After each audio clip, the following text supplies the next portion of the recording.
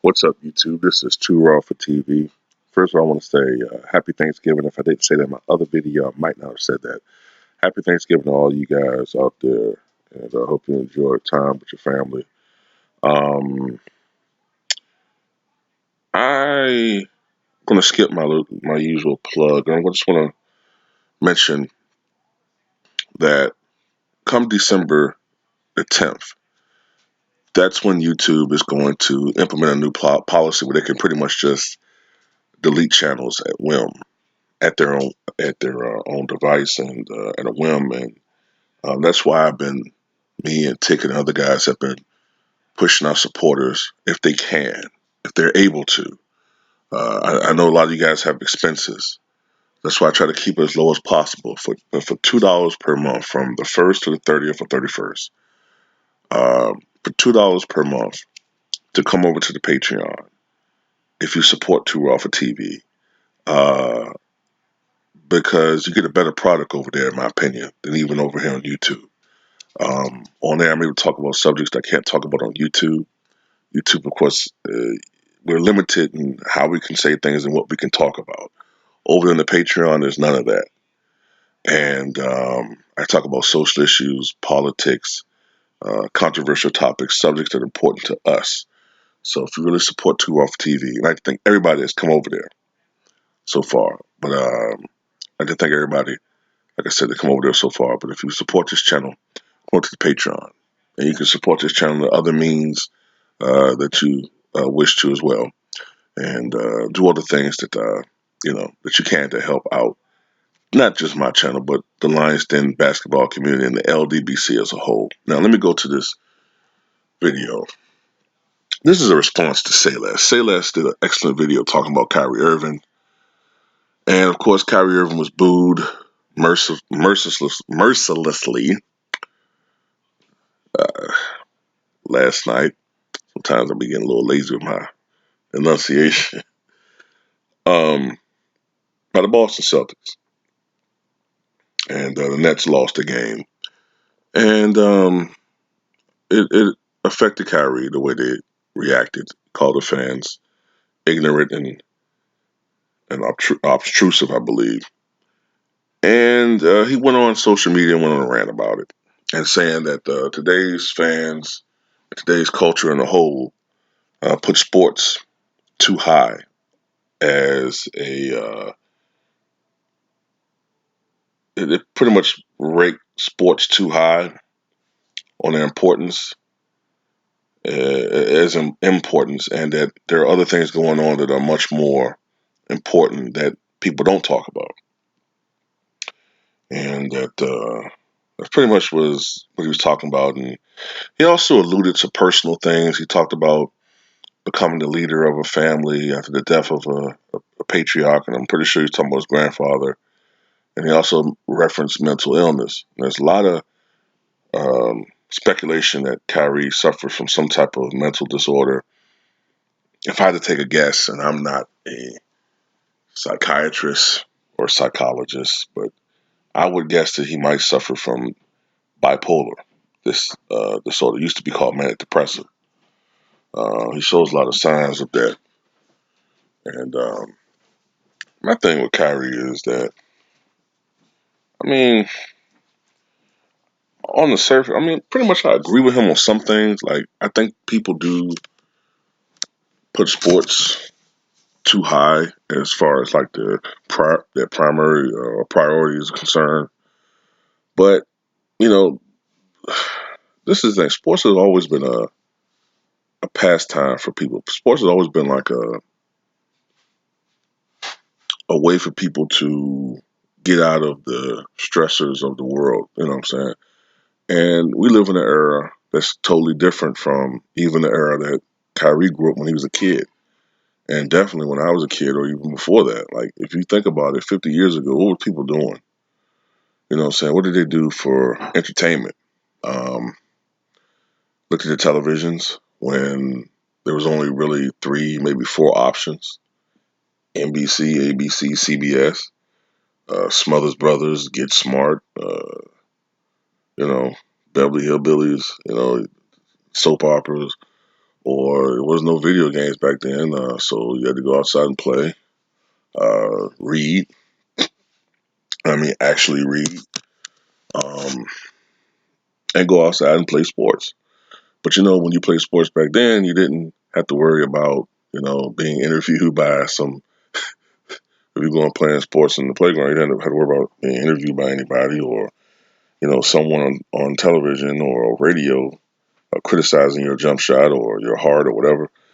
These are things that just retched up over the past 30 to 40 years after the you know sports became more enriched, more uh, put out there. Really, ESPN kind of put sports on the national scene. It changed the game because that ESPN plus the explosion of sports radio. Because before that, our exposure to sports was a nationally broadcast game or when Muhammad Ali fought on television. That was pretty much it, and what you read in newspapers. But ESPN was a 24/7 sports network. Then you had sports radio. You can listen to sports all the time, and we've always been a sports obsessed country. We've always been like that. So yeah, we put a high importance on sports. We love it. We love sports in this country.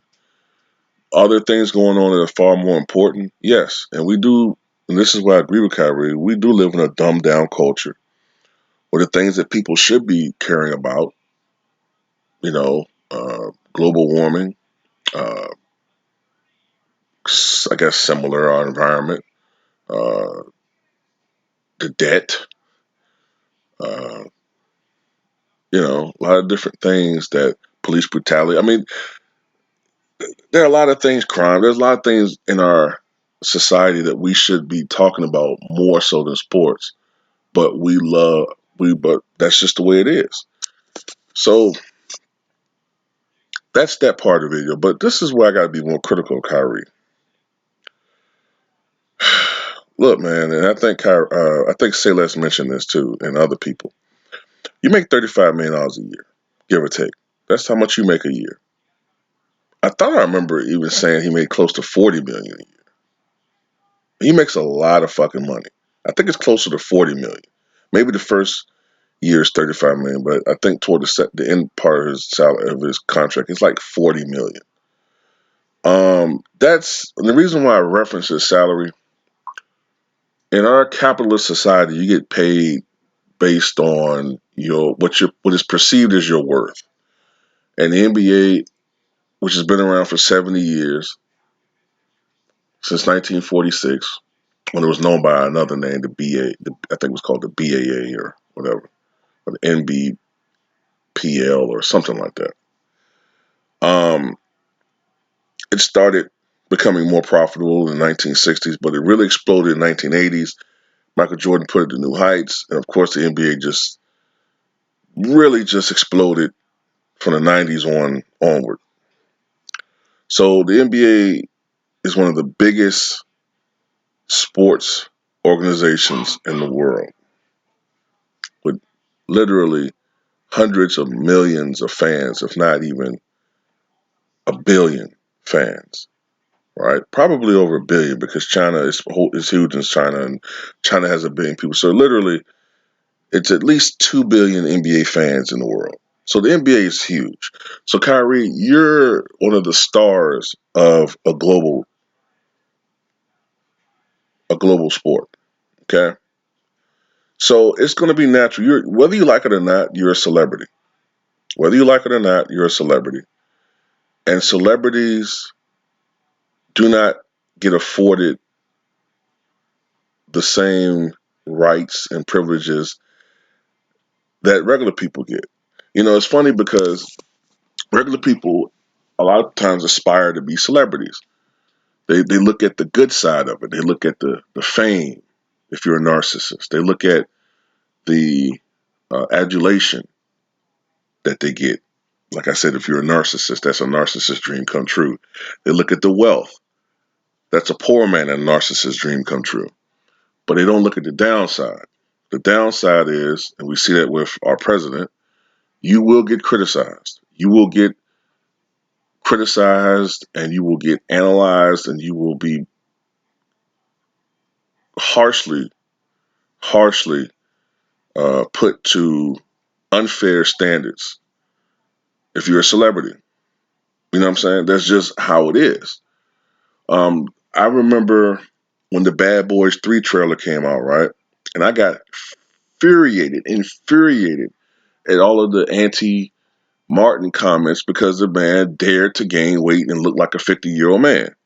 And it affected Martin so much. I think personally that I saw a video the other day where Martin's going through this training to lose all this weight. And I'm thinking to myself, he had to have seen some of those comments that were on that trailer on YouTube. He had to have seen them. They were horrible. They were like terrible. And I was like, look, dudes, Martin is a 54-year-old man. All right. He's not going to look the same as he did when he did his show when he was in his 20s or early 30s. That's why a lot of people who are celebrities always tell other celebrities who are younger, don't look at the negative press. Don't look at comments on social media because it's going to get in your head. And I don't know whether Kyrie does that or whether some other people do it. I know the president does it. It's not a good idea. But at the end of the day, I understand to an extent where Kyrie's coming from. But at the end of the day, you got to ignore that shit, man. You got to treat criticism from fans. You got to like look at it from a different perspective. Like when fans hold up signs saying you suck, you got to look at it like you almost got to look at it like as motivation.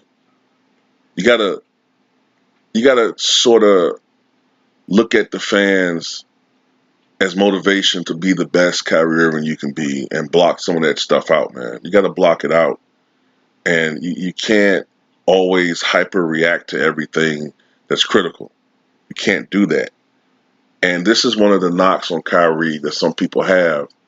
Like I said, we don't know these individuals, but from what you can see, Kyrie doesn't have, to me, the necessary mental strengths or psychological strengths, I put it like that, that leaders need to have.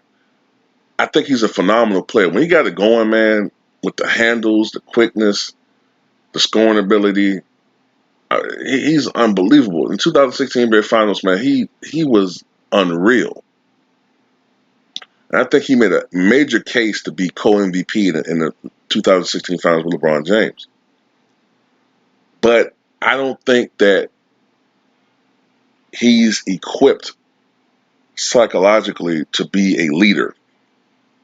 I think he's better off as an extraordinary co-star. I think that's more suited for him. Like, yeah, I remember when he was with Cleveland the first 3 years. I think his first year was a 66-year strike year. All right. And then LeBron came back to the Cavaliers 2014-15. The Cavaliers were not a really good team. It wasn't his fault, really. They were just a terrible team. There was nobody really on the roster. And I think they only won like a third of their games. When LeBron came back, remember, he was playing in the wilderness. He was playing when Cleveland wasn't really getting any traction anymore. No one was talking about them. Then all of a sudden, LeBron comes back, and there's all this attention now on this Cavaliers team on a day-by-day basis. And it probably did rub Kyrie the wrong way. And maybe he saw LeBron as, like I'm saying, like he's seen the real LeBron, and maybe he sees the media LeBron or the way that LeBron presents himself to media. Maybe that was confusing to a young guy like Kyrie. Because I'm gonna tell you something too, man. A lot of these players and actors, when you're dealing with the media, you have to almost be like a politician. You have to show a presentable face to the media. Michael Jordan was the king of that. Kobe was the king of that. You gotta Shaq to an extent, though the real Shaq comes out at times. You gotta present yourself a certain way. Maybe Kyrie saw that in LeBron and thought he was being phony or whatever. But LeBron, one thing I'll say about LeBron James, he is the best at manipulating the media and being a politician. He is the best I've ever seen as far as doing that. Maybe that rubbed Kyrie the wrong way. Maybe Kyrie's one of these guys that wants to keep it real, blah, blah, blah, blah, blah. But then when Kyrie tried to go to Boston and how that went down, he probably now understood more than ever before why LeBron did things the way that he did them. And I think that is partially, at least, I'm speculating, why he made that call and apologize to LeBron James. So now we're in Boston. Now we're in Brooklyn. And next year, Kevin Durant comes back, so that'll take some pressure off of Kyrie. And I think he'll be more comfortable. Because even though Kevin Durant comes across as thin-skinned, Kevin Durant actually thrives when he's criticized. He thrives. Um, he might complain about it, gripe about it, but the very next day when they play, he's going to bust your ass. So he comes across as thin-skinned, but Durant is more comfortable in that leadership position. And I think Kyrie will be more comfortable playing with Kevin Durant. I think these two guys can relate to one another. He's sort of like the anti-LeBron. And I think Durant's more. I just think that Durant and Irving are more similar than dissimilar. And I think they'll click. And I think this next team, starting next year, is going to be a contending team. And maybe, hopefully, and I agree with Celeste, maybe he can find his happy place here with the Brooklyn Nets. And I think the guys on this team, their personality is set. The way these guys seem to be, like I said, we don't know these guys, but you don't have a Terry Rozier on this team who's meanwhile stinking it up with the Charlotte Hornets and showing that he was indeed overrated. I think you have more of a team-orientated nucleus here, so I think he'll do fine here, man. But pretty much that's it. That's all I got to say. Tell me what you guys think.